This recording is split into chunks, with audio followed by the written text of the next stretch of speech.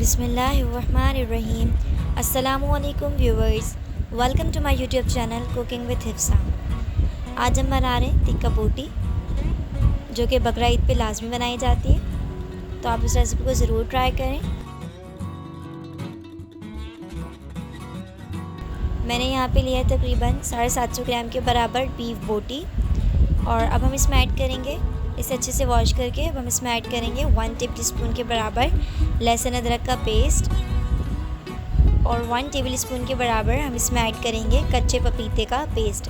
आपने कच्चा पपीता लेना है और उसका पेस्ट बना लेना है सिंपल। लहसुन अदरक का पेस्ट और कच्चे पपीते का पेस्ट ऐड करने के बाद हम इसे अच्छे से मिक्स कर लेंगे और तकरीबन आधे घंटे के लिए इसे रख देंगे।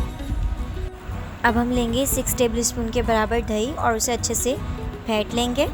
अब हम इसमें मसाले ऐड करेंगे। इसमें ऐड होगा तकरीबन हाफ़ टी स्पून के बराबर हल्दी पाउडर और हाफ़ टी स्पून के बराबर नमक, हाफ़ टी स्पून गरम मसाला पाउडर,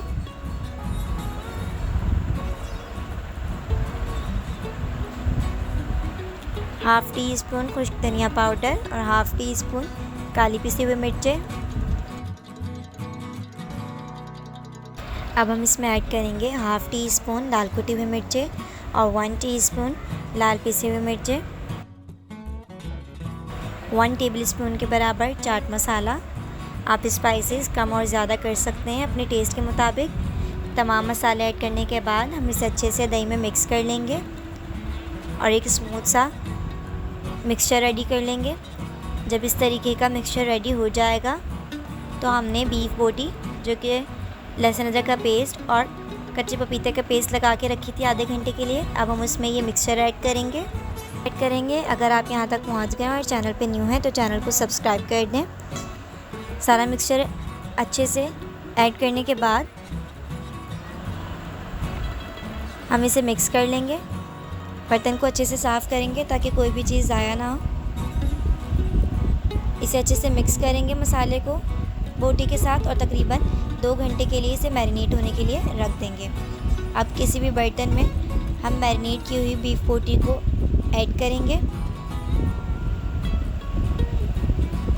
और अच्छे से बर्तन को साफ़ करके हम इसे तकरीबन आधे घंटे के लिए जो है वो पका लेंगे ताकि बोटी अच्छे से जो है वो 80% डन हो जाए।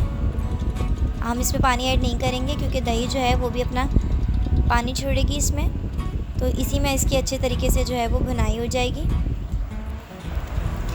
अब आपने किसी भी बर्तन में 2 to 3 टेबल स्पून ऑयल लेना है और अब हम उसमें बीफ बोटी ऐड करेंगे, जो कि हमने 80% डन कर ली थी।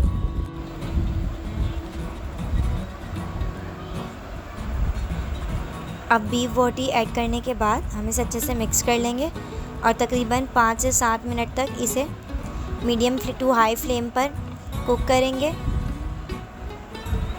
ताकि एक अच्छा सा कलर ले ले। इसके अच्छे से भुनाई करने के बाद अब हम किसी भी बर्तन में या किसी भी फॉइल में जो है एक कोयला लेंगे जिसे हमने अच्छे तरीके से गर्म किया हुआ होगा, वो डालेंगे और इस गर्म कोयले पे हाफ़ टी स्पून के बराबर ऑयल ऐड करके इसे अच्छे से कवर कर देंगे और तकरीबन 5 से 7 मिनट तक इसे स्मोक देंगे।